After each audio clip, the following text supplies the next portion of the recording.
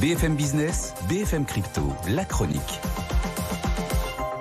Et on retrouve Antoine Larigauderie en direct de Renex. Alors, c'est pas trop déprimant ce matin, c'est pas l'euphorie, mais ça va un tout petit peu mieux. Oui, ça va un petit peu mieux, effectivement, pour le Bitcoin qui remonte au-delà des 20 000. Il y a toujours de la pression sur l'Ether. On reste en dessous des 1600 $. C'est un petit peu plus long à venir aussi sur l'XRP, la crypto de Ripple. Mais on est dans un processus de reprise à très court terme, puisque la force du dollar est en train de tout caper en ce moment. Et puis le Bitcoin qui devient de plus en plus vert. Enfin, c'est ce qu'on dit.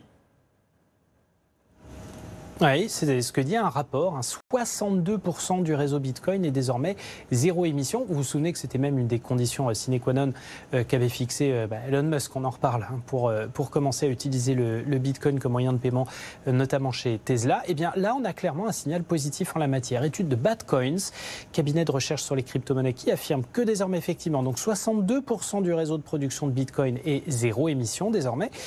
Une hausse de 41% depuis mars, et mieux, désormais 4,2% de la production de Bitcoin arrive à avoir un impact positif, c'est-à-dire qu'elle n'émet tellement pas de gaz à effet de serre qu'elle arrive à en détruire pour le bien de la planète. Alors, plusieurs explications à cela. Déjà, on a vu énormément de progrès qui ont été faits en matière de production pour qu'elle soit moins gourmande en énergie. Vous savez que la facture électrique est aussi un des paramètres importants de fixation des prix des crypto-monnaies, la rentabilité en miné.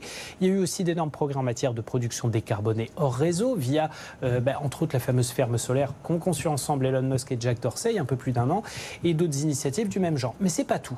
Il y a déjà énormément de nouvelles régulations très restrictives dans beaucoup de pays, dont la Chine notamment, et ça a provoqué une migration de l'appareil de production des bitcoins vers des pays au mix énergétique beaucoup plus vert, comme l'Europe, l'Amérique, etc., et aussi vers des pays en développement qui, d'entrée de jeu, vont utiliser l'énergie issue de la décomposition des déchets, des végétaux, de l'élevage animal. Et ça donne quoi ?